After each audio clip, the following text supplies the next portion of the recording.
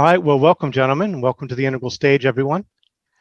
This conversation was sparked by an almost throwaway comment that I made in our last conversation when I mentioned Mandalic thinking. And I remember we paused around that, and it seemed like something worth exploring a little bit more deeply. And I can't imagine two better people to explore it with, so I'm looking forward to this. So I'm thinking we can approach today's conversation in at least three broad movements. And of course, I'm open to other angles that you want to bring in, and we'll talk about that. But I'll lay out my general proposal first, and I'll briefly outline the three movements and then say a little bit about the first one. So to start, I would suggest that we can approach the topic literally, talking about mandalic forms of thinking and symbolic representation, ritual and spiritual practice, say in Tantra and shamanism, for instance. And I think it's definitely worth our time to go into these things in some depth and to think about, what they look like from our integral or Syntheist perspectives. And I'll come back to that in just a little bit. And for the second movement or phase, I'm imagining broad metaphorical or analogical extensions of mandalic thinking, just as higher order styles or patterns of holistic or vision logic cognition. For instance, we might look at approaches which practice a kind of perspectival circumambulation, or more subtly, we might look at approaches which involve a participatory, intuitive grasp of unfolding holistic gestalts. And there could be other examples, other styles that we can look at that have mandalic echoes. And then for the third movement or phase, I think we could take a step back and offer some critical perspectives on mandalic thinking, especially those which maybe could seem to enact a kind of hegemonic holism, maybe in, spiritually escapist forms of holistic thinking, or in philosophically overmining approaches, as Morton and other object-oriented ontologists talk about. So yeah, for me, Edgar Morin, Sloterdijk, Henri Boertoft, Timothy Morton, these kinds of people would be good allies in that kind of exploration. And maybe for a fourth phase, we could get a little weird and look at the interfaces or prepositional adjacencies between mandalic thinking and mandalic patterns and entheogenic visions, cymatics, and esoteric teachings on spiritual vibration, Shiva's spanda, things like that. So that's my proposal for the three broad movements that we might look at. And in a minute, I'll check in with you and see if there's anything else that you'd like to bring in and other angles. I think there's other things that I'm thinking of too that will probably pop up at different places in our conversation. So for the first phase or the first movement, I'd like to just start off with a couple observations. In his Globes book, Sloterdijk offers a powerful meditation on a mosaic from Torre Annunziata. It features 7 elderly gentlemen gathered around and talking animatedly and seemingly in awe or wonder, beholding this sphere in a box, a sphaira, a representation of the earth and the heavens, the whole of existence. That's in a box that one gentleman is pointing at. And as Sloterdijk points out, this is maybe representative of a moment in which we realize that we are an inseparable part of the whole that we are observing. We're participatorily immersed in that wholeness. And so it really changes our perspective on things.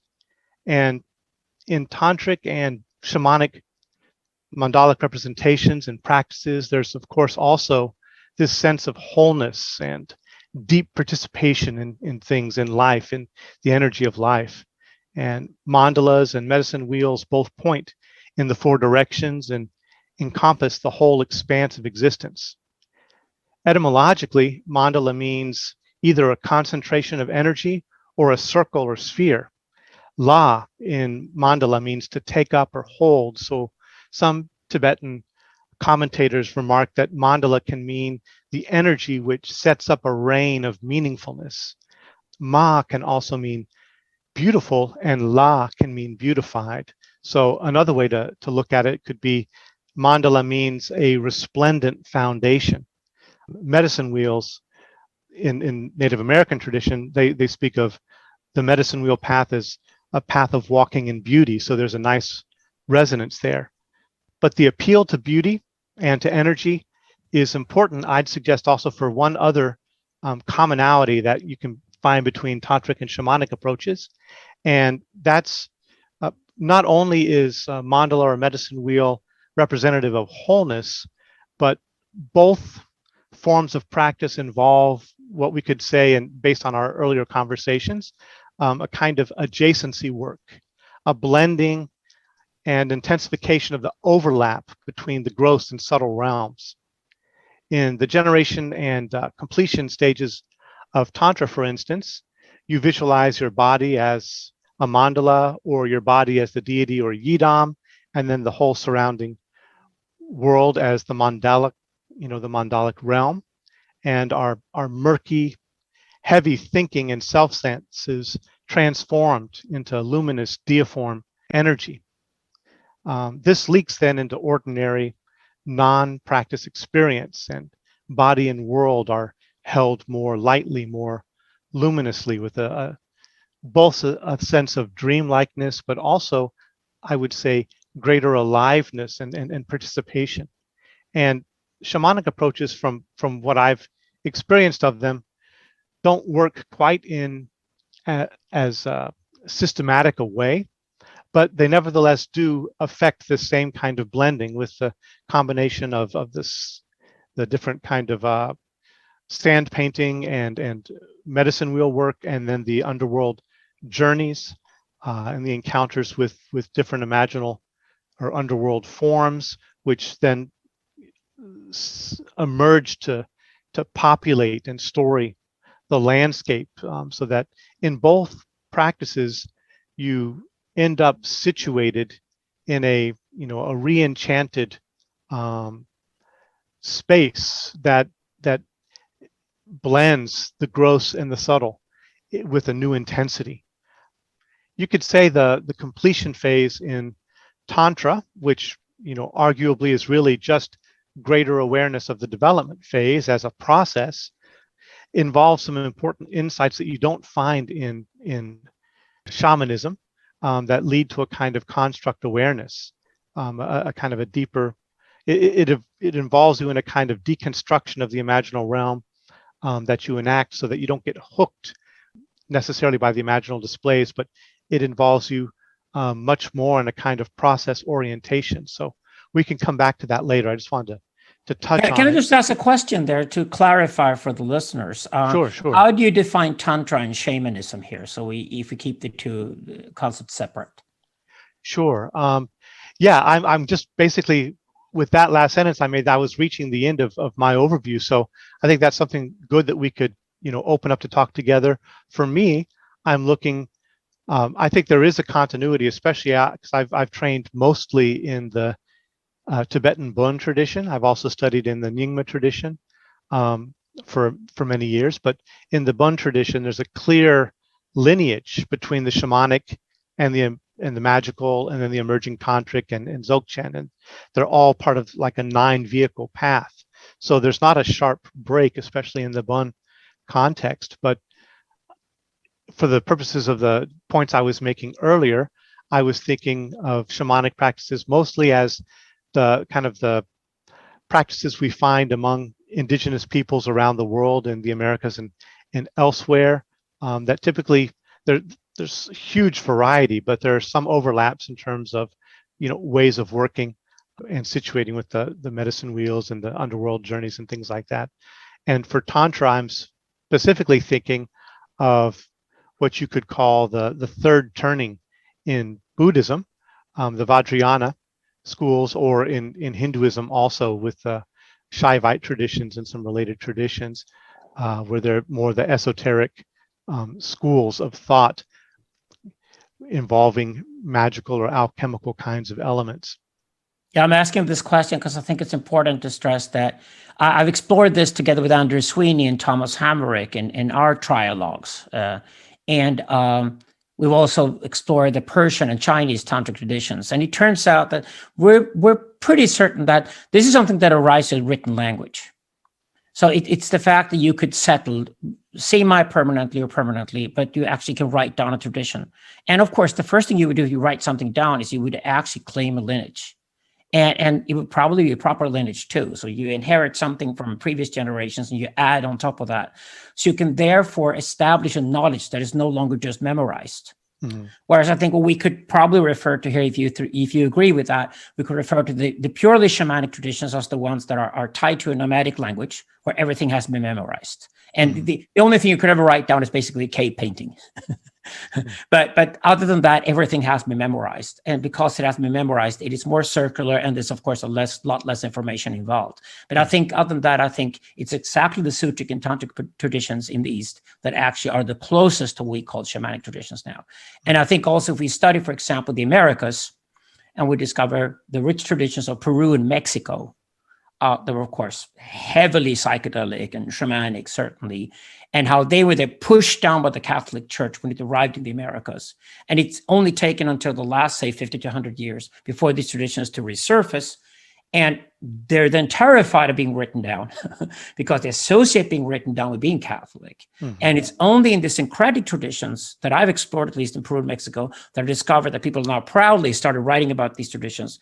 And we're finally seeing the birth of something that I would call an American Tantra coming out of these traditions because of it.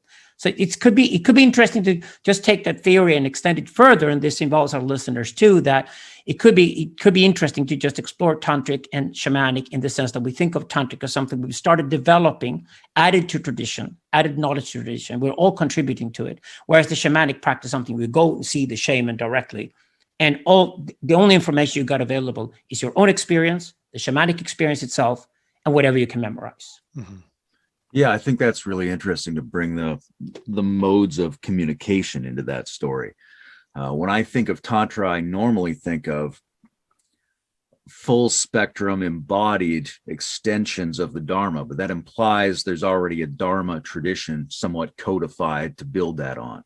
And when I think of shamanism, I think of a more pre-cultural or extra-cultural, ecological, embodied, almost improvisational approach, where you're just generating the beginnings of any tradition. For me personally, shamanic traditions are already sort of failures to be shamanism in a way. They're a calcification of the shamanic art, which is the art of producing the origins of tradition, which I think is really important when we start to think of the planet as a village, as a space where there's going to be traditions for human beings on the earth that calls forth a need for an archaic revival of the shamanic art, because we have to start up the beginnings of a tradition for that culture space. But we can really see it brought forth in, like you were saying, in the syncretic fusion and extension of traditions that we associate with Tantra. I love listening to Bruce talk about this stuff. I was sitting there listening to it go, I could listen to this just for a couple hours. This is I would go to this course.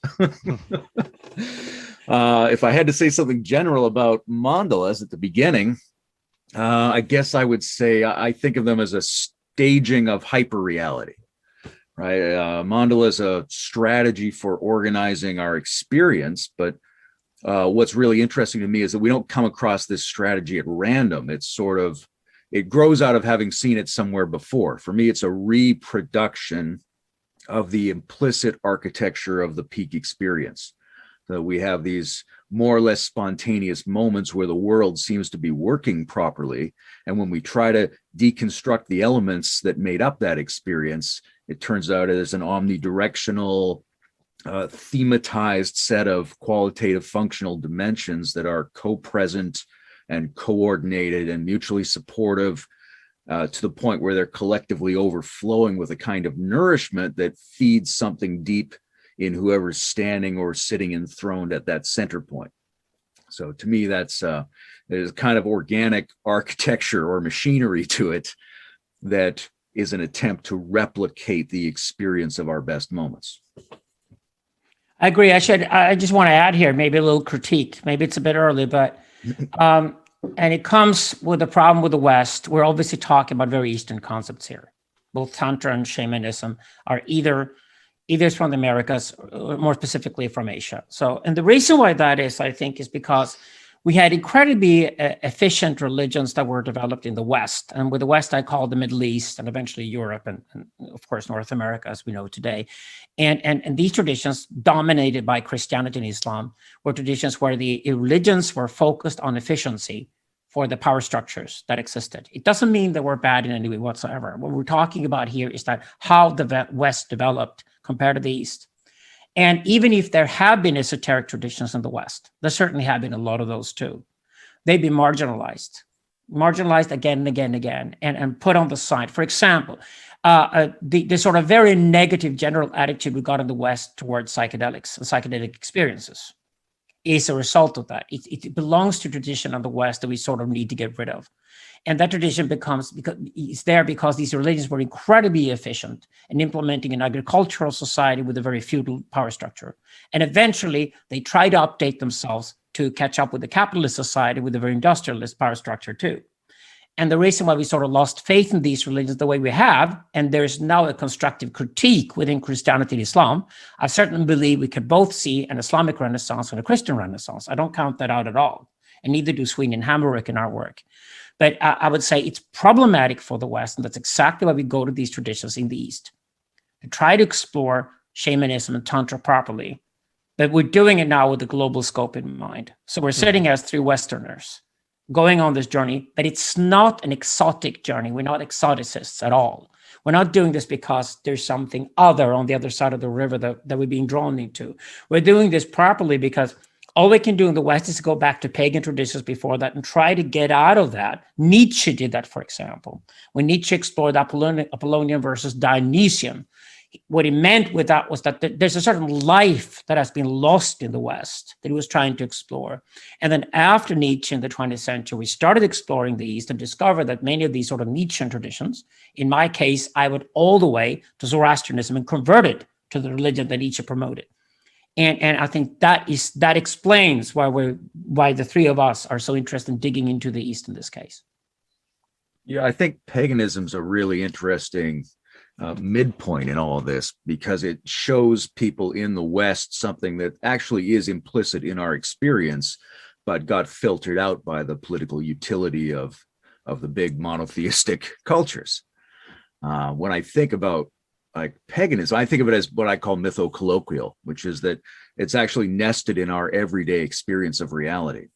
So that when we say, oh, they believed in Zeus or Quetzalcoatl or Aphrodite, those are words that we're not translating into our language, right? We talk about war and love and nature just as they did, but we don't experience it with the mythic resonance that we imagine that they experienced. So we're missing the resonant elements that we would make a mandala out of, yet they are present in the pagan dimension of our everyday experience.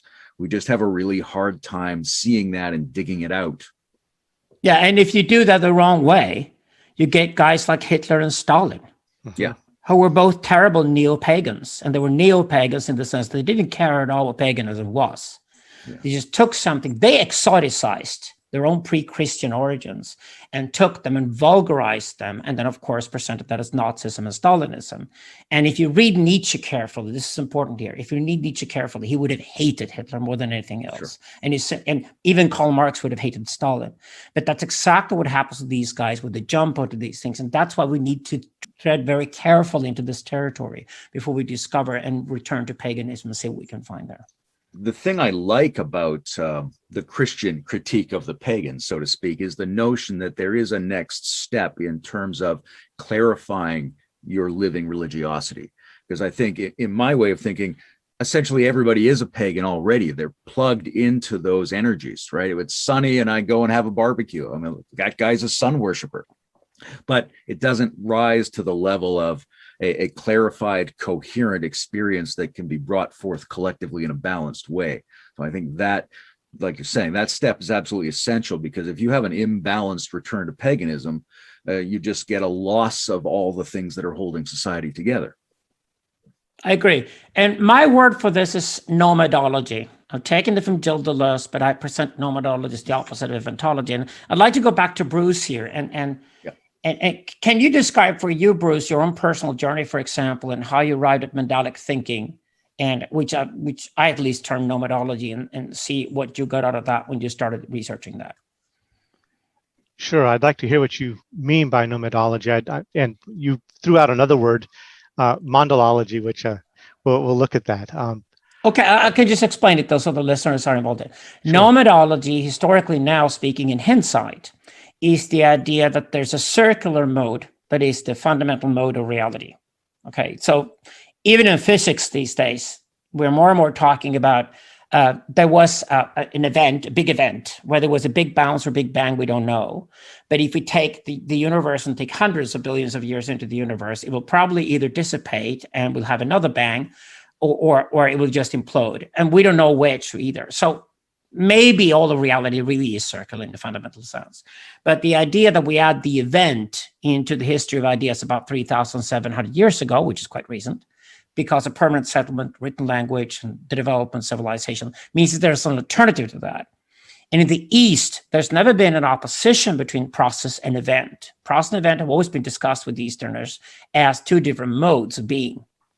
And maybe one is being and one is becoming. We could discuss that later, but you have process and event. So I use the word eventology as the opposite of nomadology here, or you could say event as opposite of process. But to me, at least, mandala is the perfect symbol of process. It's a perfect symbol of the circle and returns all the time.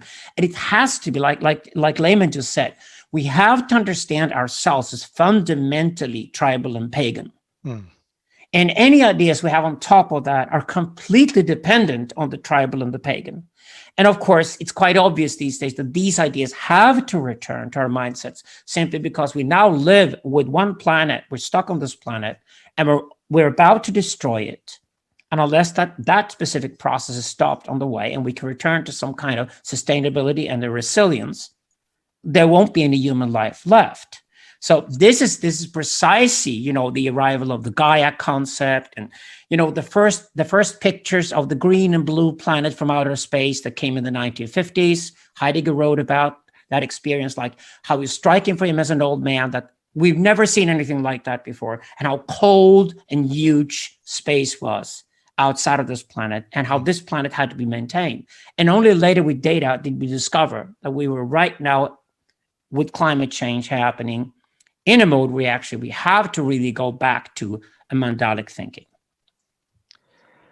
Yeah, I agree with all of that. And I think it's really important to remember that Earth horizon as we're thinking about, Mandalic thinking and the deep dependency, I think of the well-being of the world in a sense in that mode of participation with the world, that we need to come back to that in some degree. For me personally, it started, I actually ended up homeless when I was in my late teens, early 20s.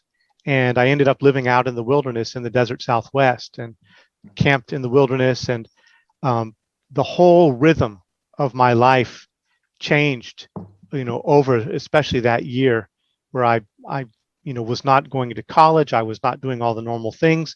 I was immersed basically in the canyon lands and living very differently. There's a lot of contemplation that I was able to do and enjoy music, but I also really began to, study the native cultures there, the Navajo and the Apache in particular.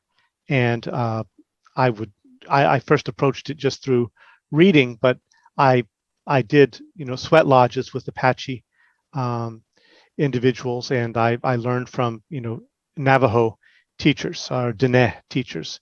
And so there was an immersion in that culture. I learned how to properly construct a sweat lodge and engage in different ceremonies. And that was really opening for me. And it really immersed me in this deep sense of kind of participation in life in a way that I had not experienced as a city boy.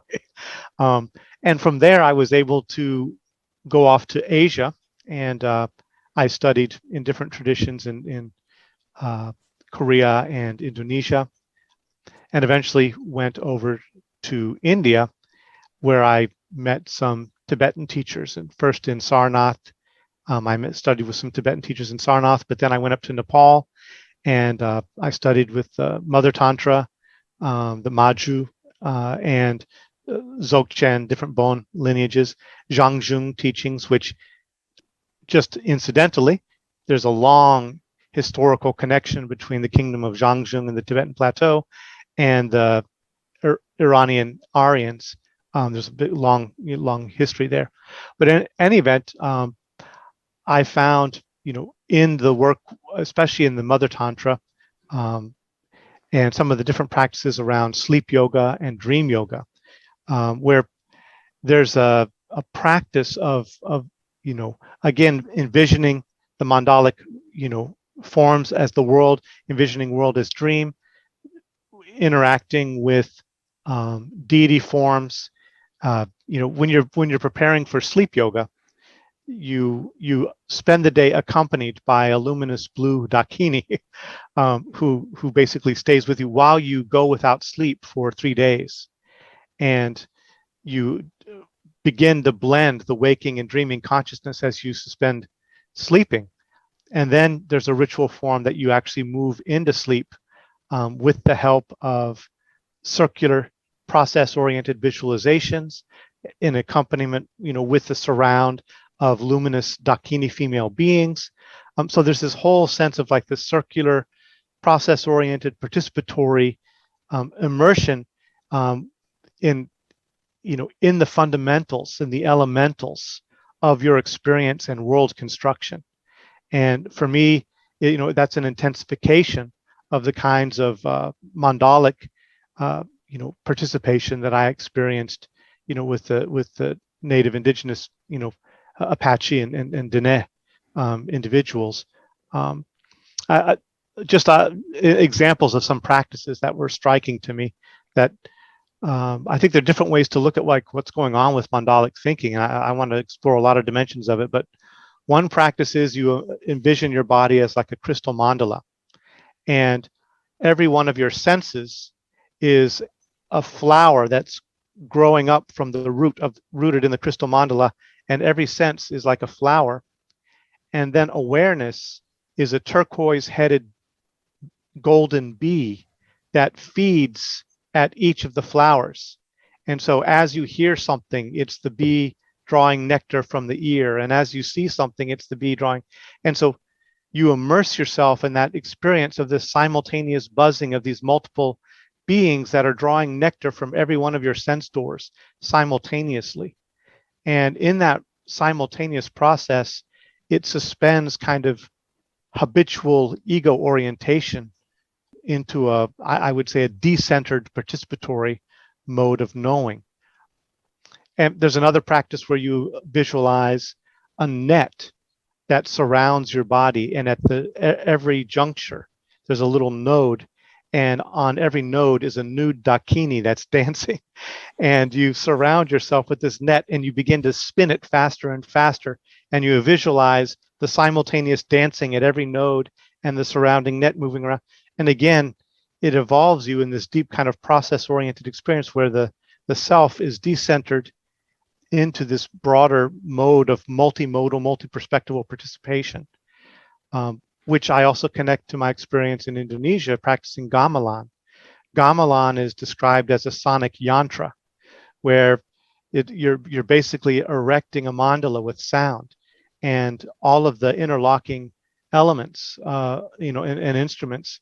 The ritual enactment of the gamelan music is a sonic mandala, a yantra, which basically again serves that same function of suspending habitual kind of like self-referencing ego function into a deeper mode of participation. That's where you can have gamelan music going on forever and ever. You don't get tired of it. Exactly. It's designed exactly that way. Yes. How about you, Layman? Well, I was going to say, similar to what we were saying before about Hitler, is it's important that there is a wisdom about how this process can occur in a more benevolent fashion, because simply being decentered and put into a process or losing your ego integrity, these could be very bad things for a person, or they could be very good things for a person. Just like if we deterritorialize and become nomadic, we don't fall into the absolute absence of patterns. We fall into these rhythmic patterns of the world in which we are embedded. And some of those are really good, but some of those are extremely problematic things that we escaped through culture and through the history of the events.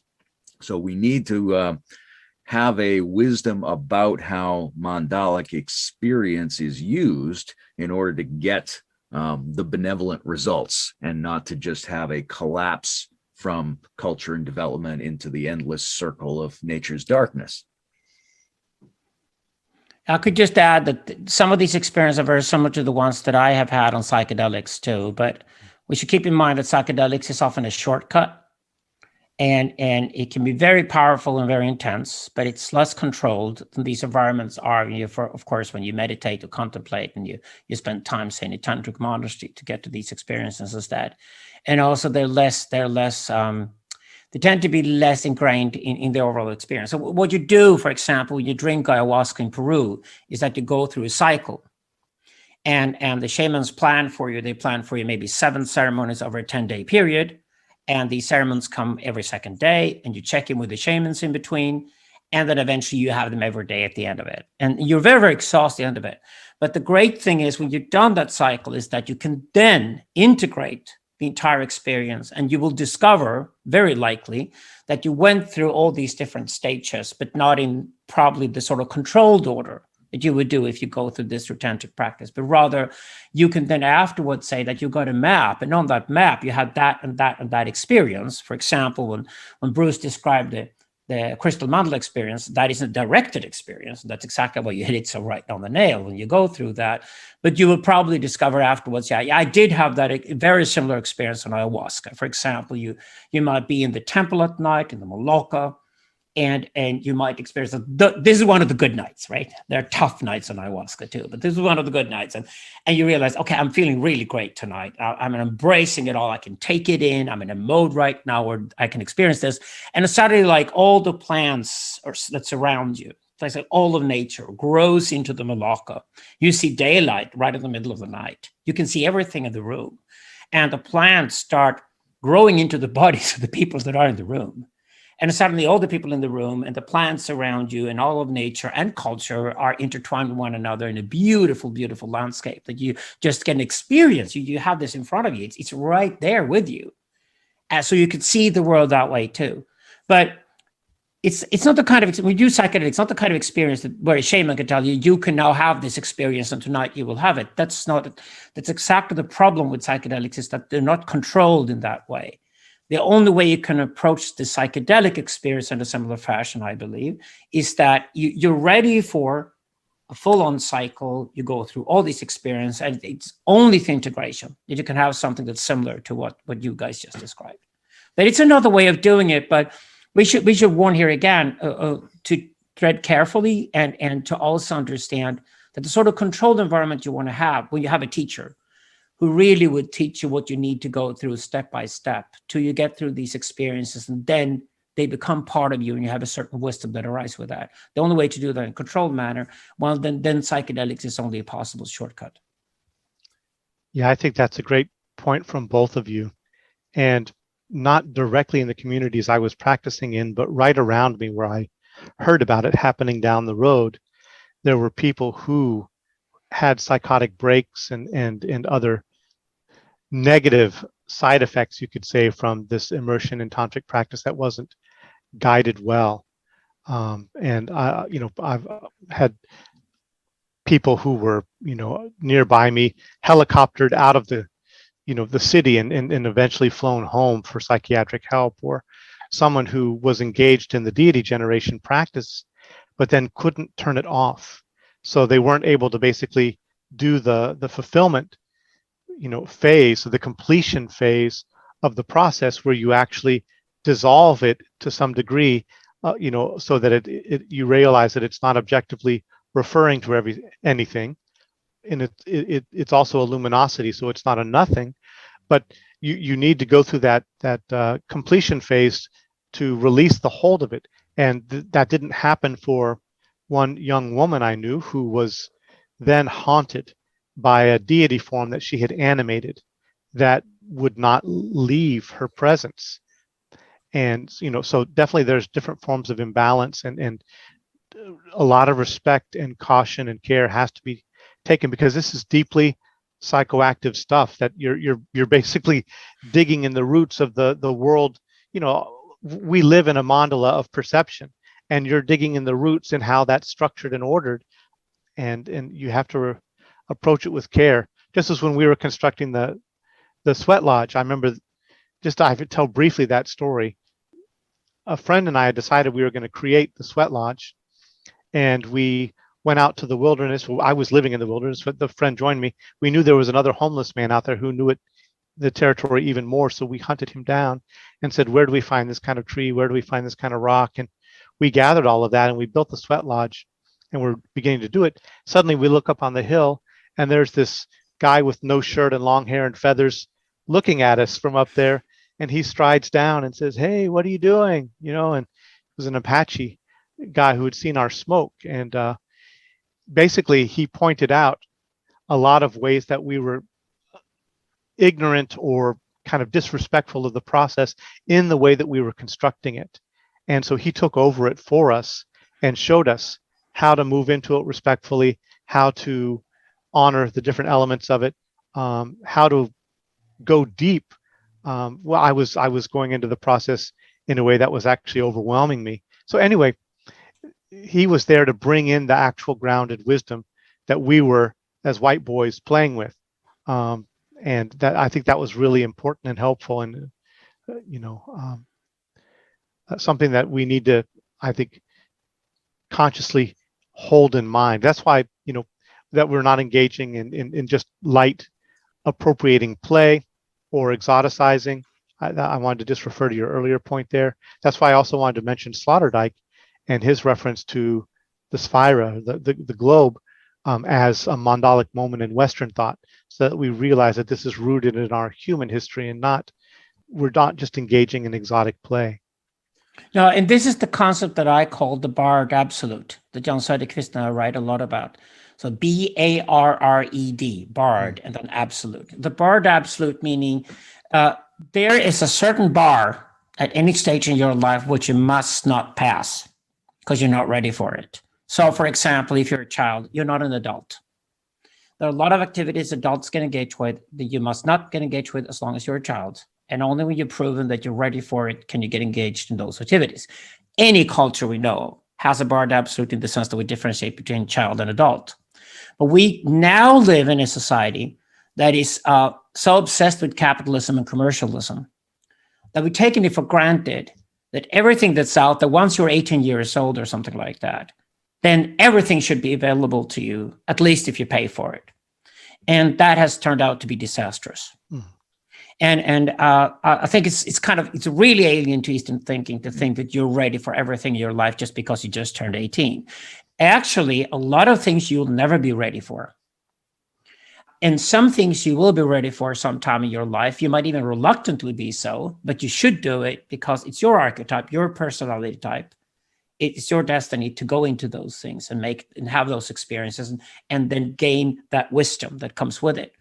And I think a lot of the things we do in our lives these days is like the kind of wishful thinking that we throw around, especially to our kids.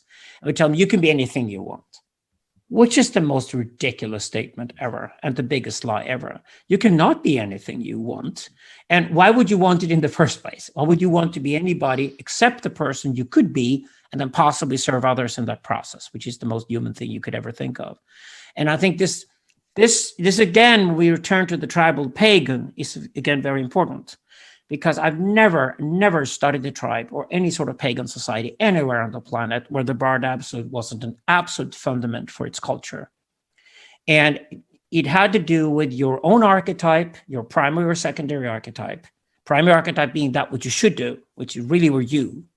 Secondary archetype, which would be that which you could do if you really had to and nobody else was available to do it. So you had the capacity and talent for both these things. You should probably stay out of just about anything else except those two. And this is where we stretch the imagination in contemporary society with commercialism and everything. Is like, I'm a great proponent and I work with a lot of transgender people. And I brought people into transition, especially because I think it's a strong old shamanic tradition to do so when it's available. And we have more availability because of hormones and injections and surgery than ever before. But right now, we're now moving into a culture where we throw around something as important as sex, as if you could pick and choose whatever you like and move back and forth. That's a big lie.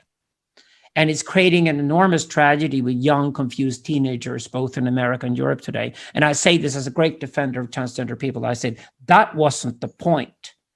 Well, bringing the transgender perspective onto the stage, like putting it at the center of the entire community, of the entire society as a kind of ideal. That's a bit like, it's like we took the rock stars there before. They're also very shamanic. But rock stars die when they're 25. They're not supposed to be idols. They're supposed to be shamans. And that's a very different thing. A shaman is not somebody you copy. A shaman is somebody who talks to the gods on your behalf or talks to strangers on your behalf, because they're always at the margins of society. But you're not meant to be a shaman unless you are born to be a shaman. And very, very few people are. And this is what I talk about all the time when I return to the Bard Absolute. So it's very, very important here. We go into these practices that you better be ready for them first, and you better have a teacher or a guide who's experienced, who will then tell you, now you're ready for the next step. You'll be challenged to take that step, and then you'll go into it. And once you do that, you will discover, oh my God, I wasn't ready for this 3 years ago. I was hardly ready for this 3 weeks ago. But yeah, I am ready now. I can take it on, and I really will immerse myself in that experience. Yeah, I think that's an excellent point. We do inhabit an ethos of generic access, and that's always an inauthentic ethos, because what's meaningful, and I'll bring this back to mandalas, is always meaningful to the peculiarity of where you're at and what type of being you are. And there's almost a tension there when it comes to mandalas and things like that about how we bring forward non-generic access. Right. So part of it is a wisdom of tradition, where some people can say to this, oh, we don't do that, or you're not that kind of person, or here's how you build a real sacred sweat lodge. And then the other side of it is very personal, as we begin to have a life within ourselves that we recognize and can trust, that is super peculiar to ourselves. Because the shaman doesn't generically use the eagle feather to represent what all eagle feathers represent. He found this particular eagle feather that one day at dusk when he was in that particular mood, and it has an ambiguous quality that resonates with his subconscious, and he can then use that as a living piece of ritual mandalas and experiences that he lays out.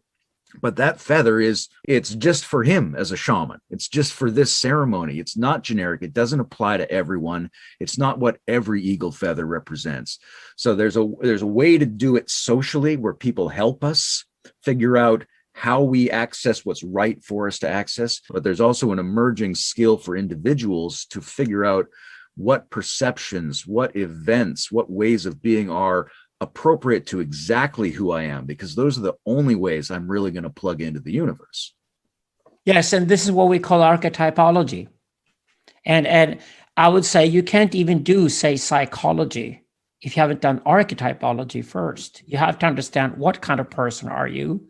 What kind of environment are you living in? What kind of environment will you live in?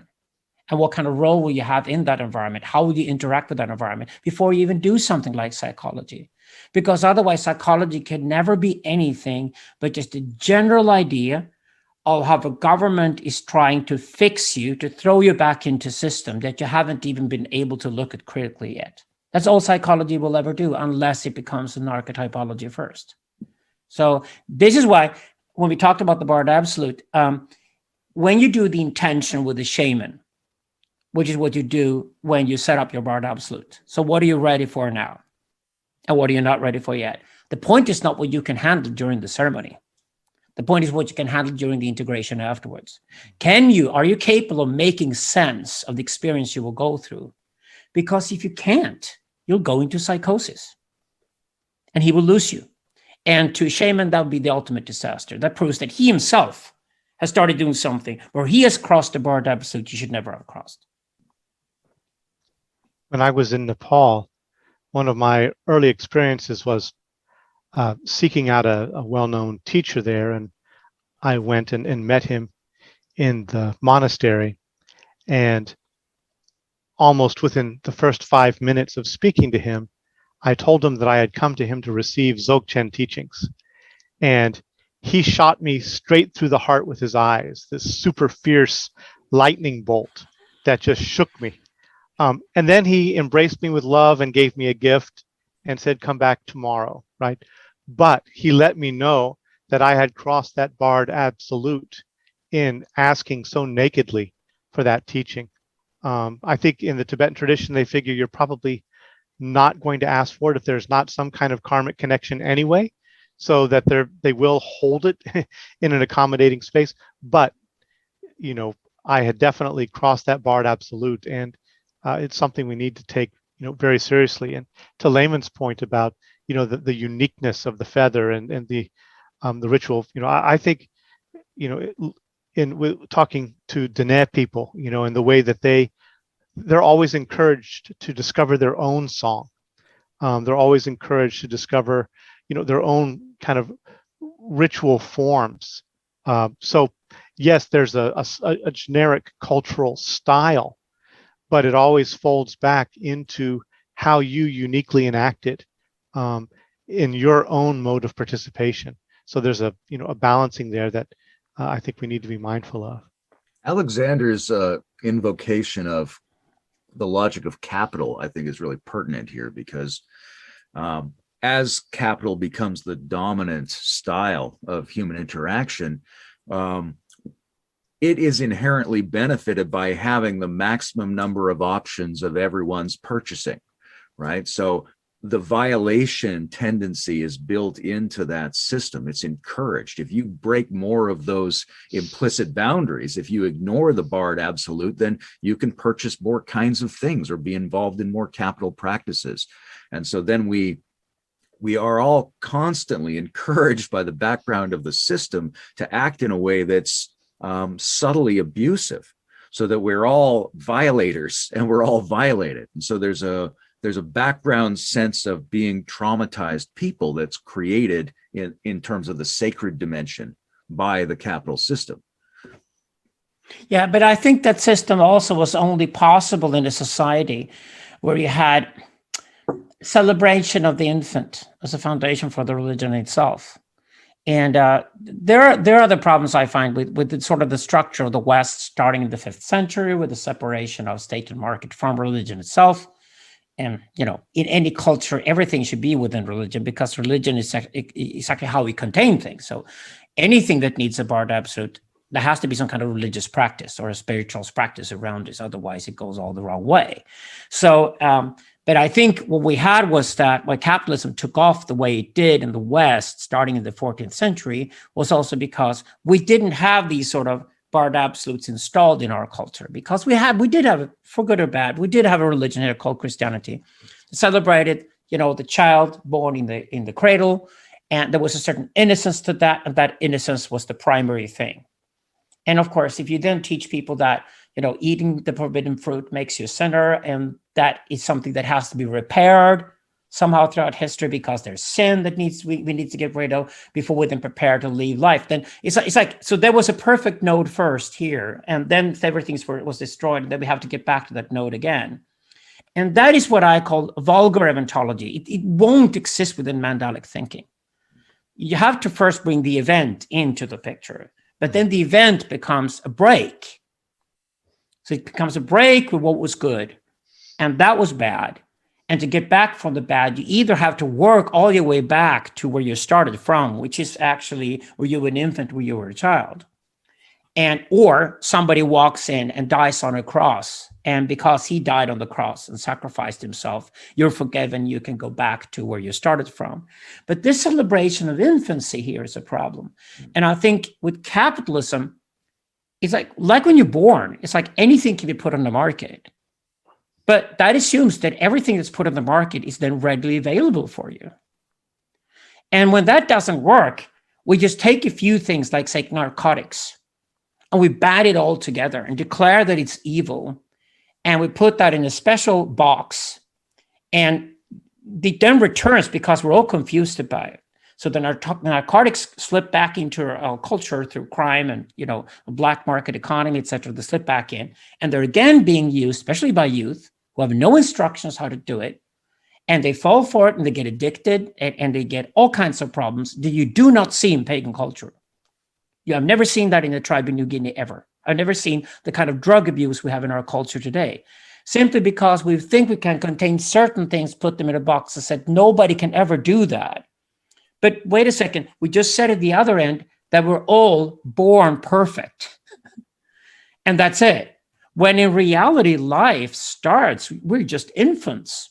And the whole point with life is then to grow older and get more experienced and get wise and get old, and then return your knowledge and your wisdom to the community, and then die, hopefully, if you're lucky, with a smile on your face, saying that I managed to live a full life. I was the lucky one. Fate was nice to me. And I gave back everything I had, everything I've learned, I gave it back by instructing others to follow me, who were younger than me when I got older. And that, to me, is the Mandalic thinking. That is fundamentally tribal to me. And we've lost it. So we were really ripe for capitalism when it arrived in the West because we're immature. It's very interesting. Today I would rather say that's vulnerable there. Yeah. Yeah. I would rather say, to me today, I am sort of pro-capitalism in the sense that we need to redefine capitalism as the biggest shit test of human history. And what it shit tests is our culture. And it didn't work. And we have to redefine it. Capitalism will still be around. What capitalism today forces us to do, though, is to define what is sacred to us and what is profane. And anything that is profane today, we can put on the market. And we don't care who buys it probably either. Maybe we should have some regulations or whatever. We put it on the market. It's for sale. Whereas that which is sacred is that we all say to ourselves, I will never put this on the market. This is so sacred to me, I cannot put it out there. And only those people who train themselves to think of sacred and profane here can even begin in the West to understand the difference between Tantra and Sutra as well, which is another axis. Because otherwise they don't get the understanding of Sutra being that which you need to know to survive and take part in the community and be responsible and be a responsible grown-up one day. Whereas Tantra is that it's how to handle those forces out there that you might not necessarily need for your own survival, but they are there and they are available to you. And when you're out of curiosity walk towards them, you have to go into tantric practice to be able to handle them. Yeah, the capitalism has a role. It's part of the mandala of society if that mandala exists, right? And that mandala is religiosity as far as I'm concerned. If you have just like a group of people who believe in a thing, that's not really religion. That's a leftover from a time when society was arranged in a mandalic fashion. And that gives you the power as a culture to be able to help people define themselves, help people create boundaries between the sacred and the profane. It gives them the strength. We spend a lot of time looking at our culture and going, oh, there's something wrong with the economy or there's political polarization. We're not looking at what is absent that we would need in order to constrain those things to function as a team for us culturally. I agree strongly. Absolutely. I'm reminded in part of a critique of certain mandalic forms that Timothy Morton makes, but I'm hesitating to go forward with it because I was thinking we will do the critiques a little bit later in our conversation. So I'll check in with you. I don't mind at all. Why don't you jump to Timothy Morton? I think it's brilliant. Please do so. Sure. I'm not invested in the sequence. Go ahead. Okay, great. Yeah, well, it's all a big circle anyway, right? So, Morton points to a sociological study that was done at one point where they asked people to represent their world, and the higher ranking people in society, they drew a series of concentric circles. The lower people in the society, they ended up drawing something more like a circle with a line that just like splits it in half. And there's this side and there's that side. And both of them are structures within a circle, but they're very different. So, the higher, the lords, the chiefs, the lords, that they saw themselves as, occupying the center of a number of rings. And, those who were basically serving the system in a very limited way had a much more dualistic and split way of holding that. And what Morton is pointing to is within, kind of general, especially in the West, but I think you can find it multiple places, a distinction between what he calls explosive holism and implosive holism. And explosive holism is basically the holism where the whole is greater than the sum of the parts, and the center is the most real element, and everything else is peripheral. And that basically is a general pattern of subsumption and kind of hegemonic control. And he wants to look at this from the point of view of what he calls the rupture of the symbiotic real, that in a world in which we really are deeply interdependent with many powers, many of which are non-human, or that where you can't draw such neat circles, and you need to think about more ragged edges of interdependence. So what he calls implosive holism, where the parts are also greater than the whole, and that the center is not necessarily the most real element in what he would call the solidarity of the symbiotic real, where, for instance, in any whole, it basically marshals the parts to serve the agenda of the whole structure, but it leaves a lot of the potential of the parts in reserve, untapped, because those reserves are not needed for the maintenance of this particular whole. And therefore, every whole consists of parts which have untapped potentials that, when taken together, actually exceed whatever has been realized at the level of that whole. And that there's a freedom in that for potential, for growth, for learning. And if we don't recognize that in an education system, in a social system, in a cultural system, we end up with basically a hegemonic control society that doesn't honor, you could say, the deep potential reserve that's within every part that can overcome any established whole. I don't know if that makes sense, but yeah, I might be out on a limb here, but when I studied the nomadic tribes that I worked with, they have a center. Interestingly enough, even if they're on the move, they have a center. That center is always the oldest woman in the tribe. So they call it something like the matriarch tree, or the tree of the matriarch, or something like that. And of course, later in history, we have the axis mundi. We have this idea that there's like an axis at the center of the world. And in the tribes I've studied, it's always the oldest woman who has that role. And that means that there's what we call an inner circuit around her, which is dominated by women, which we would call matriarchy. And there is an outer circuit outside of that, which we would call patriarchy, mostly dominated by men, because they don't carry children on their backs and they're bigger physically, they go further and they go hunting and they bring in the protein, essentially, whereas women bring in, the vitamins and the minerals and, berry picking and stuff like that. And that's how tribes work. And they're actually very collaborative in a very sophisticated way. So there must be something here. When Layman talked about the pagan before, I call nomadological, is that we lived as nomads for hundreds of thousands and possibly millions of years. So we're genetically deeply, deeply nomadological, where we're on the move. That's why I use the word nomadology. It's like any idea we had of the world where we were completely nomadic and had to move all the time to survive would be a nomadology.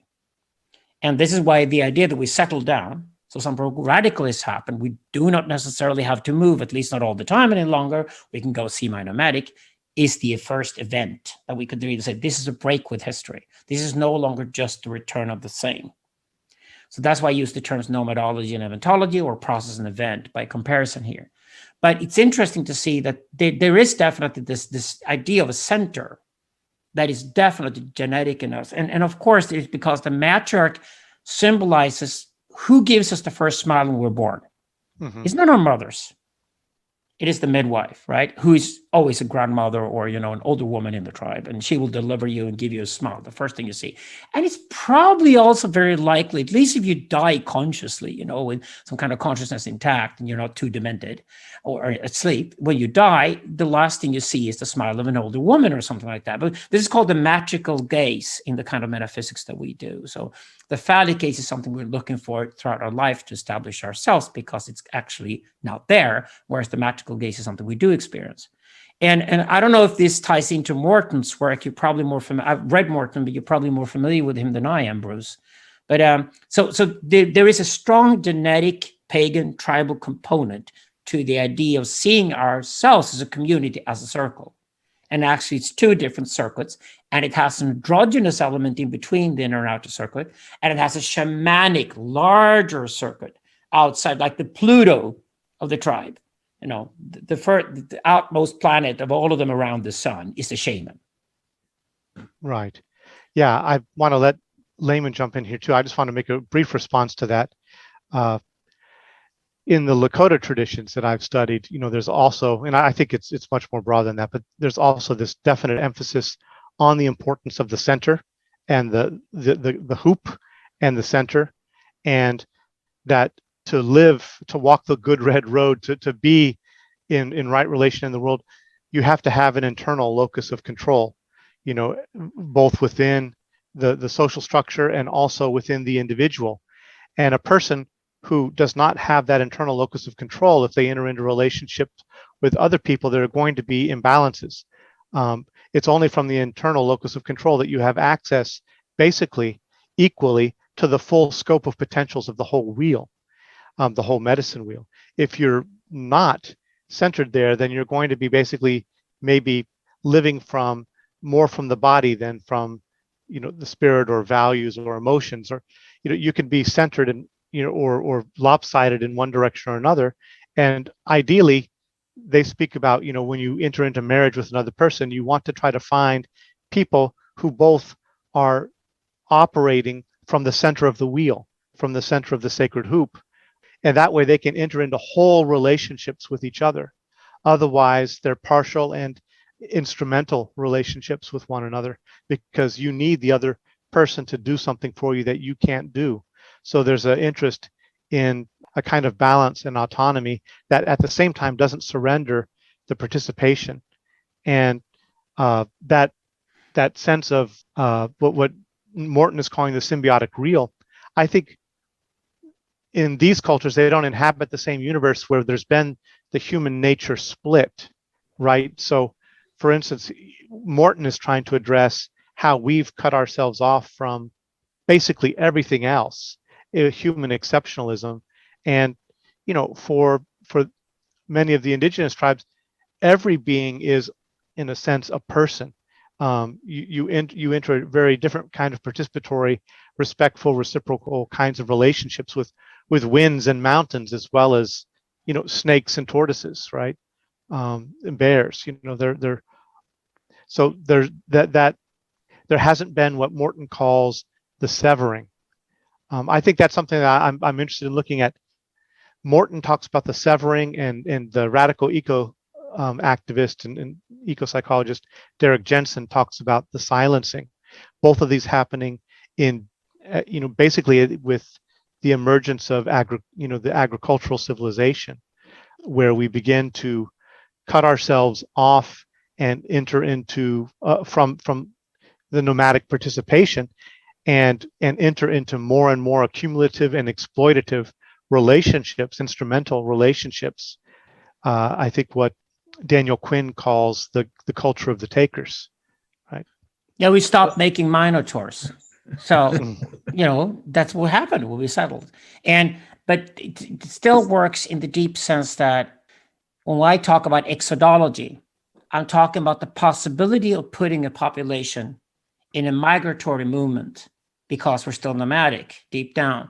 So, but what you do then is precisely this, is that the point of the matriarch or the axis mundi, you put it somewhere else, say in another country. And that's what you usually call God. This is where monotheism arrives. So you say that God lives there, or God has put a place out there for us, and we need to go there. And only when we get there do we have an axis mundi again, and that's where you build the temple. For example, all of Jewish religion is built on this. So the capacity for creating that center is always there. I don't know how much that ties into Morton's work, but it definitely would make sense in that way. I guess I think less in terms of the architecture of wheels and centers and more in terms of the quality of the interactions, right? Because there's very different ways. I think this is sort of what Morton's saying. There's different ways to do Mandalic holism, right? You can have a very natural way where the matriarch is there because people have roles and because we need a reference point in order to coordinate ourselves. And if we don't have one, in order to coordinate ourselves, we'll generate a center. We'll make a sacred spot that is the spot around which we can all coordinate to produce this additional quality that makes our lives worth living. On the other hand, there's this possibility of a dominator holism of some kind. But I don't think that's really about how we, the totalizing gaze or the fact that there's a center or something like that. It's about the quality of the relationships among the parts. You can have a center where the parts are interacting with each other in a very, balanced, symbiotic, generative fashion, or you can have a center in which a huge number of the relevant dimensions of those parts are being silenced or excluded, right? To some degree, that's always going to happen. You're never going to have a situation in which all of the parts are bringing forth all of their potentials. But the question is, what is negotiating the limitation, the creative limitation? And it's either being negotiated in a kind of harmonious way, in a functional balanced relationship among these components, or in a very suppressive asymmetrical fashion. So I think we need to be focused very much on the quality of how the parts of the mandala are interacting with each other, and not so much on the fact that there might be a danger of centers and mandalas in general. Oh, this is really interesting because this ties into the kind of work we're doing at the moment when we're comparing warfare and hunting. What I mean with this is that, my general thesis is that Taoism and Shaivism are wrong fundamentally, metaphysically, but they're still very valuable, is that they put the masculine and feminine at the forefront. We call it yin and yang, or say Shiva and Shakti. Syntheist and I argue that this is the third installment. That's the reward system we're talking about, because the first one is, at least for men, or the masculine, is to separate the priest and the king. So you separate your mind from your body. You separate them temporarily to then unite them in an embodied way, of course. That's what you'll need to learn early in the morning before you go hunting or before you go to war. But then comes the hunt and the war. And what's interesting is when we then look at hunting and warfare as two comparative things, and we make a comparative study. So it's not that one of them is royal and one of them is priestly. There's a war priest and there's a war chief or a war king. There's certainly a hunt priest and there's a hunt king, so to speak. So it's a different axis altogether. But when you start looking at that, it's a very different map. And what's funny is that when we think, for example, about a nation or the capital city, which is very clear in Axis Mundi, where the old woman lives in a tribal sense, and she represents the future, what will be there the day you die. Because with her and her daughters comes heritage and offspring. That's exactly why men go back into the center of the tribe. They go back to the matriarch, who they're terrified of, because if they don't get the approval of the matriarch, they will never get to sleep with any women. It's all about our daughters, right? So that's fundamentally how sexuality works and sexual ritual works in the tribes. But when you look at it that way, it's a very, very strict map. It's the war map. It's about defense systems. And that means nothing happens, and then something explodes, and it's called war. Whereas hunting goes on all the time. It has to occur every day.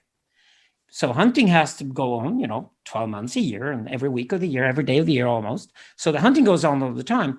So, for example, if you take the work of Manuel de Landa, the Mexican philosopher, he argued very forcefully in the 1990s, inspired by Deleuze, and he then later became a professor of architecture at Princeton, rightly so, probably the best professor of architecture you could ever have. He's a Mexican shaman. And what he basically said was that we constantly mistake the capital for the harbor or the trade city. And actually what we've done in our urban landscapes is that we created these different things. And I don't know if Morton moves into this at all, but certainly de Landa does. But it's interesting to see that if you look at the maps of the sort of countries we have today, in the nation states we have, in the capital cities we built, then we have these trading posts. And of course, the trading posts over the last, say, 200-300 years, because of capitalism and massive economic growth, it's been the trading posts that have grown much bigger. So it's the trading posts, for example, of America, New York and Chicago, and the formal cities are places like Washington, D.C. So we are already mapping in our minds, we're already mapping what would trade look like. Oh, trade will be over a large surface. It will be constantly ongoing. That's how hunting works. So the hunter becomes the trader later in history when we start to settle. But the warrior becomes the engineer. So the engineer dreams about racing the capital city, and you have these sort of almost artificial looking capitals like Canberra in Australia and Brazil. You can clearly see that there was an engineer who became an architect, and he designed the perfect Platonist place, and it's almost dead. Like there are highways everywhere with no cars on them.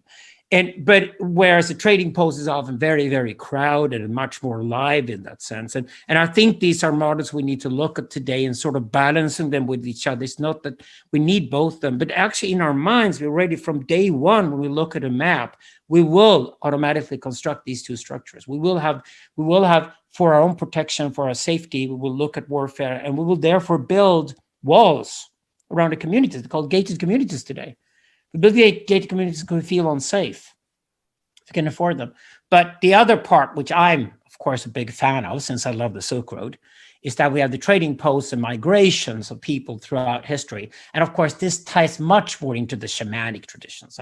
The shamans will always encourage you that dare to go outside of your community, dare talk to the danger, dare trade with the danger, don't kill him. It's like that is what shamanic work is really about. It's like daring to go peacefully and creatively into relationships with other people rather than see them as enemies. Are you familiar with either of you the architect Christopher Alexander? Yeah, briefly. Yeah, sure. Yeah. Why don't you explain it? Because the listeners need to know as well anyway. So. Sure. Yeah, he's basically developed just a notion kind of living participatory architectures, and really what he's discovered is a series of shapes and kind of symbolic forms, which I think are echoing of mandalic structure, where he's analyzed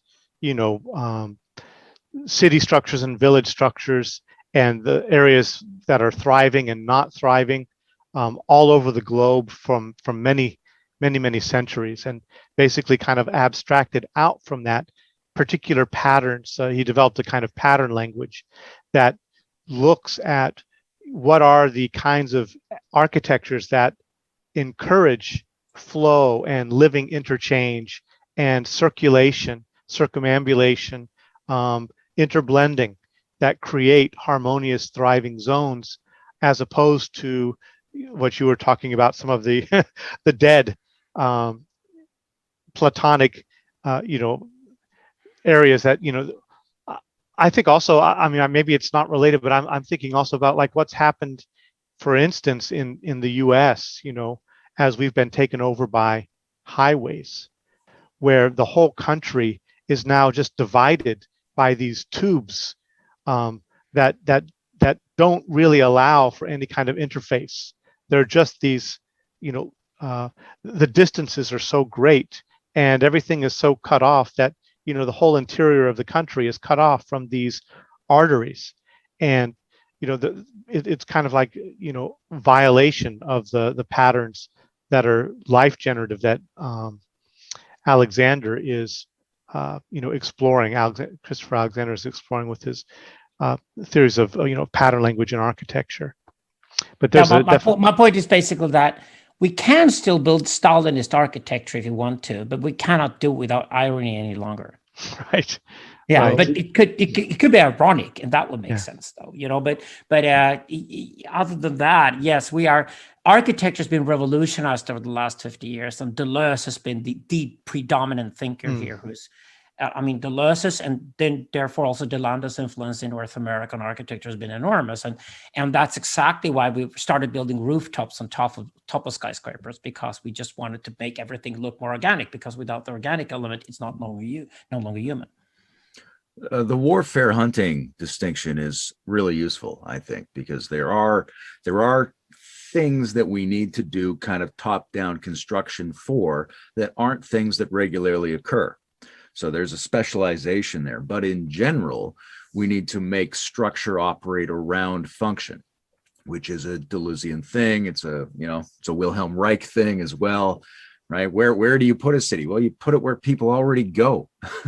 You build the structure around the function that's a regular function. Now, sometimes you also have to have some anticipatory structures for things that aren't going to happen regularly. But really, we have to, in a mandalic sense, be very attentive to the regular interplay between the different types of things, and then bring that all together in a structure. And that's what a mandala does. It's a pattern structuring of sets of things that are in constant interplay somehow.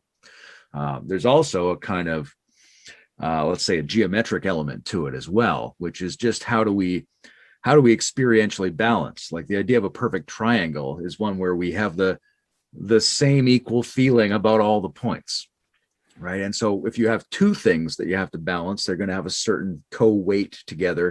If you have a third thing, then they're going to have a different weight. To me, my personal experience of mandala-like spiritual practice is I'm working with bringing different subsystems of myself into equal weight, whether that's left and right, whether that's heart, mind, and body, whether that's experience of self and experience of other, of harmoniously weighting these different dimensions in a way that creates a creative extra feeling. So I think that's there's a real parallel between the internal mandalic practice and the sociocultural mandalic practice. Yeah, that gets at something I wanted to get at too with Sloterdijk. First, I want to say in embryogenesis, fetal or embryogenesis, we see the pulse patterns in the flow of fluid in the body before there's really fully a heart. The heart grows around the flow. It's not that there's the heart first and then pumping happens. The pumping is the erection of form around the natural flow. And so I think that's a really, powerful thing to look at in terms of like what we're doing internally and what we're doing with our cities. Sloterdijk, with his whole spherology, bubbles, and all of his, different kinds of topologies that he's looking at. One of the things that he's looking at is, immunology and co-immunology, where the spheres establish, zones of protection and modes of interface that, are more productive and healthy and that allow for thriving. And that, architecturally, we have certain ways of establishing that. But, for the individual, we need certain kind of internal practices who are, hunters who are going out and meeting, others in the wild and roaming across the landscape, or the traders. We need a kind of, internal psychoimmunology where we develop resources, spheric resources that allow us to move most productively and harmoniously, generatively in different kinds of spaces with the greatest amount of immunity. To me, the greater amount of immunity means the greater amount of possible intimacy. Yeah, this is what we call membranics. So we tie this directly to memory. So immunology here is that, okay, you've had a really bad experience. That was bad for the membrane itself. And because membrane itself, you got to have this sort of wisdom at the port of the membrane, which is what membranics is all about. So there has to be memory. There cannot be any life form at all without memory. So they have to co-develop. I just want to point out that for people who read, for example, Niall Ferguson, who's a very popular writer these days, if you read his book, The Tower and the Square, you also return back to a weed in a deeper sense called warfare versus hunting. So the warfare leading to the engineer leads eventually to hierarchy, and that leads eventually to the tower in Niall Ferguson's work. And the hunting is, of course, flat and organic. And because of flat and organic, that's network. And the network leads on to the square. So if you look at, say, any city, you would discover also within the city that you have a tower, which is a symbol of power, and that's a centralized power. And without that, the city cannot work at all. But the square has to be a large one, and it has to be embracing of trading and communication between people. So The term we've used for this in our work, it's a very clumsy term. It wasn't, but it's called plurarchy, and it sort of got stuck because archos in Greek is like how you run things, and pluralis is of course Latin for, and it should be called, you're mixing Latin and Greek. It's always kind of vulgar to do that. But the plurarchic means that the plurarchy is what you always strive for if you have enough time to do so, in the sense that if you got a flat network, and things are happening organically there, eventually there will be nodes in that network that will organically grow from underneath up. And they will be the most trusted functions within that system.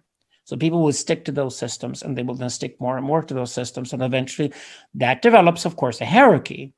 But this hierarchy is a bottom-up hierarchy. So what you try to do when you work with anything is that, okay, we have enough time actually to see how this develops over time. So we do not have to install a guy in here who has a Platonist mindset and who's got to decide beforehand what everybody has got to do, give them specific roles, and it becomes like a Stalinist structure. But rather you could just say that, okay, let's just leave it flat and to see what happens that comes out of that. And because that, we will then see nodes in a network develop naturally. And then we've got to watch out that these nodes eventually become more powerful. Then, of course, what happens in any given society, we've seen that throughout history, is the nodes start connecting one another. And therefore, they construct an upper class. And they start to control the paradigm after a while. So they control that society because they have mutual talents that are beneficial, not only for the tribe itself, but for them as a group. And we're seeing exactly the same thing happen with the digital society today. But it's always when somebody jumps and tries to get to that point too quickly with their own mindset, and because they manage through manipulation to get to that role, and therefore they, like a Hitler, stalling their fantasy of how things should be run. You get the sort of havoc that you had with Hitler and 11 years of Nazism and over 100 million people dead in Europe. Those are the disasters we get when we don't allow enough time to wait for these sort of bottom-up approaches to actually work their magic. Yeah, time scales are really important here. Like you were talking about the shaman as the character who embraces the other and goes beyond the tribe. And that's something you can do when you have time to consider it, right? If you only have 1 second to process that information, then you just recognize that it's the other and get rid of it or something like that. Or maybe your memory consists of things like traumas, and you got to act on that trauma right away as a survival mechanism. You don't have the time to establish a mandalic experience. But if you do have time, then you should, right? So there are obviously emergencies sabotage mandalic thinking, and that's okay because there are emergencies. But what's not okay is that the emergency structures slowly stabilize and take over and undermine the construction of mandalic thinking and longer range experience. So you could have, for example, Gilles Deleuze's argument, and he was a leftist thinker from France in the 1960s, but he argued against the Marxists, more in the spirit of Marx himself than the Marxists, for capitalism, by saying basically that capitalism actually was a flat network. There's people who traded one another, and then capital was accumulated. And then there were banks who started regulating this for the capitalists themselves, so the market could start functioning. Then suddenly the state arrived. And the state arrived through the merger of old monarchies who then realized that they could actually tax people and more or less tax them to death. By taxing people, they would then take a big cut of every trade that was done in that society and accumulate enormous amounts of wealth that was state systems. And these state systems eventually had to go to war with one another. And that explains the 2 world wars you had in Europe in the 20th century, for example. So this is exactly what we should be mindful, even where the plurarchy starts growing from underneath. We always know from historically speaking, we know that these sort of systems that develop over time are much better than the ones where somebody just fantasizes about a flat network and wants to store a tower and sit on that tower and dictate how things should work. That's even the Tower of Babel in the Old Testament. It's just like, no, we must not do that. But this is for society as a whole. That actually how this sort of thinking makes sense when we talk about Sloterdijk and Deleuze, for example. Yeah. So how you tie this in with Mandalic thinking, then? Bruce, you want to start? Go ahead. Well, I was looking to ask either of you really just in terms of higher order, thought spaces in terms of, philosophy in the realms in which we like to move generally. What do you see are as modern expressions of mandalic thinking that are still useful or generative? I know we've been talking about it some, but in the beginning of the talk, I suggested, circumambulation of perspectives, or kind of a holistic participatory grasping of events, processual events. So, how would you frame kind of current expressions of mandalic thinking now? Where do you see it happening?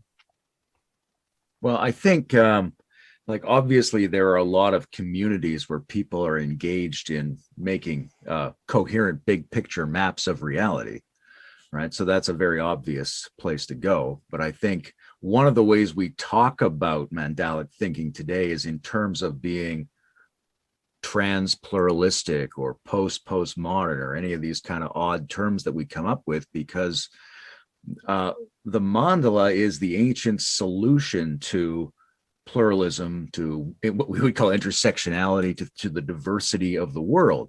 It embraces diversity and then it brings it back together. Right. So this is a thing human beings have always done. And right now, because we're in a situation where we are informationally and economically and technologically sort of shoved in everybody's face, we have this overwhelming experience of diversity, and we're trying to take that seriously, but we know that it has a limitation. We can't just take it at face value. We still have to get culture. We still have to get a religiosity. We still have to get cooperation. We still have to save the planet. So that's that issue of how you embrace and go beyond diversity and a plurality, how you make a functional plurality. That's what everybody who's thinking today is grappling with. And mandala is essentially the ancient general mode of solving that problem. I agree strongly. And I would say that technology has made us global. We didn't choose that. There was never an election that said, do you want to be a global citizen? There never was. Technology did that, and technology has established that. We wrote a book called The Global Empire in 2003, and we basically said it was a widely misunderstood title. We knew it would be, but it was prophetic in the sense that we already write a global empire and we'll stay global forever because the technologies we have developed are genies that have gone out of the bottle and they're now there. So I think what's important for us today is to realize that diversity has arrived and will be with us, because it comes with the fact that the world is globalized.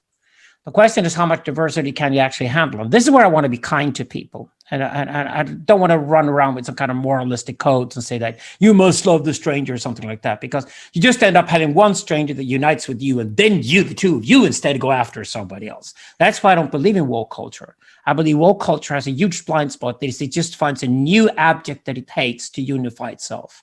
And that to me is incredibly dangerous. So I would say we have different levels. We have family, we have clan, and we have tribe. And those formats of those sizes come naturally to anybody. You could hold any decent human being responsible actually for being responsible towards their family, a clan, and the tribe. And people do want to be that. Then above that, what I'm exploring now in my work with John is that we're exploring the innovations of the empire and of the nation that came later in history. And here's where I get interested in the event part, in the eventological part, where I don't think nomadology in itself is enough of an answer, because it wasn't actually out of nomadological cultures that the concepts of empire and nation were developed. And empire and nation are the only formats we know. We managed at least temporarily be peaceful and develop systems of larger populations than the tribal size. And it helps with written language, because with written language, we can create at least the idea that we share language and more people than the people who just live, just the neighbors. Because in reality, we speak dialects, and we probably only understand a few people who live around us. And when we get further away, we understand fewer people. Because of written language, for example, with the English language that we three are using right now, we can have different dialects and different understandings, but at least we write the same way so we can understand each other. So the capacity for written language was exactly to actually have larger population being able to mutually understand one another. But we also know for a fact that there's been no establishment of a democracy in a nation anywhere in the world unless there was a center first, again, power and hierarchy. There was a center that published, for example, a daily newspaper, or had a daily television channel or daily radio channel where people were listening to the same things and got involved in the same conversation.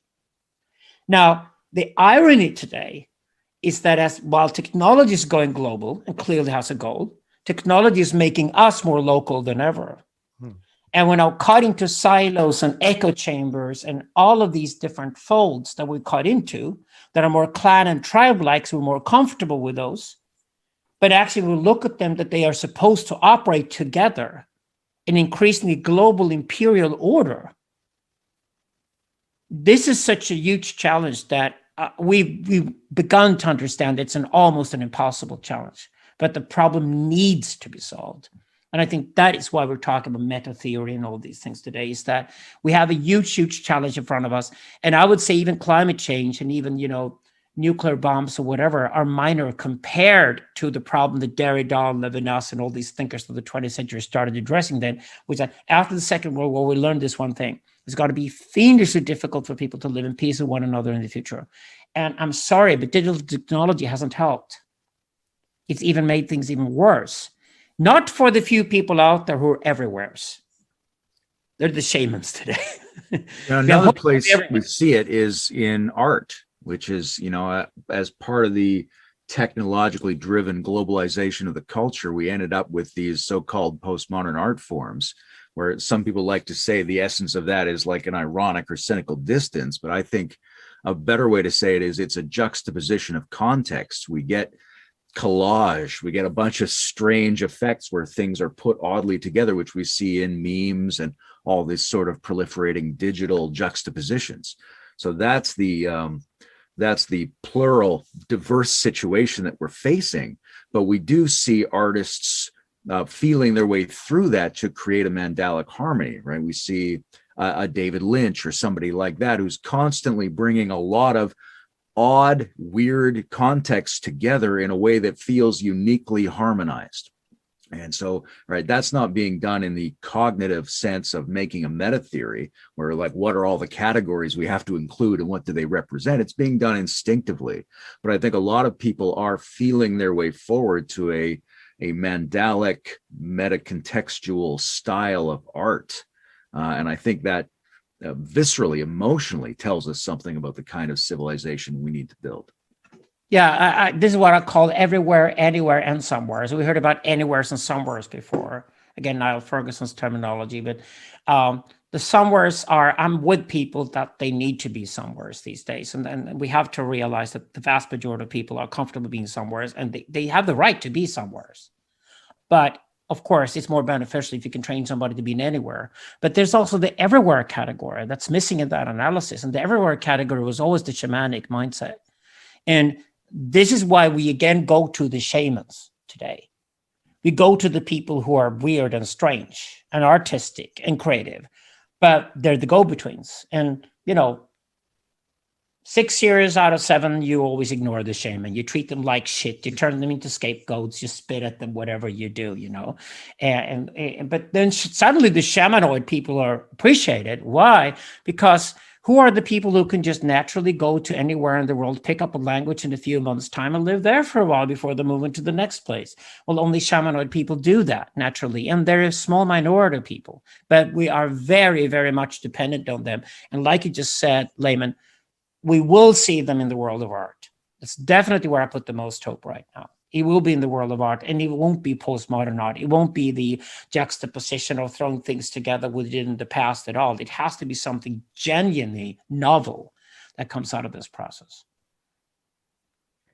Yeah, I think both the shamanoid and the monastic people are those who dwell at the edges and in the interstitial zones and are uniquely situated to help us. In the organization of beehives, there are, the conformity enforcers and those who basically follow the routines, but there are also always an element of the bees, a segment of the bees that travel off in random directions anywhere and roam more broadly, because eventually at some point the hive is going to need the knowledge that they've gathered at those boundaries to let them know of other conditions and possibilities. But one thing I was just thinking of in reference to something you said earlier, Alexander, was Henri Bortoft and his notion of the distinction. He's a Goethean philosopher, and the notion of the distinction between authentic and counterfeit wholes. And we need to get much better at navigating and discerning the difference between, authentic wholeness and the counterfeit wholes. Basically, any counterfeit whole is the whole that is represented if it's taken literally and not pointing, in a sense, beyond itself transparently. Any whole that can be named is one that is ultimately set apart as a part among other parts, and it's never really the whole. The authentic whole is what he calls an active absence. It acts in and through the contexts and really is only intuitive or felt in the bodying forth of the parts, in the way that they body forth. And so the wholeness, the authentic wholeness, is found in that milieu, not in the super meta systems necessary that are trying to capture it, or the super art forms that are trying to finally represent it. It's a much subtler sensibility that we need to cultivate. I agree completely. It's a good note to end actually today, because that would be the very definition of a really good Hegelian cosmopolitanism. That's exactly what it would be. So if you meet a stranger, don't talk about him or yourself. Talk about what none of you are, but you could both possibly be together. Shamanic, tantric, Hegelian cosmopolitanism.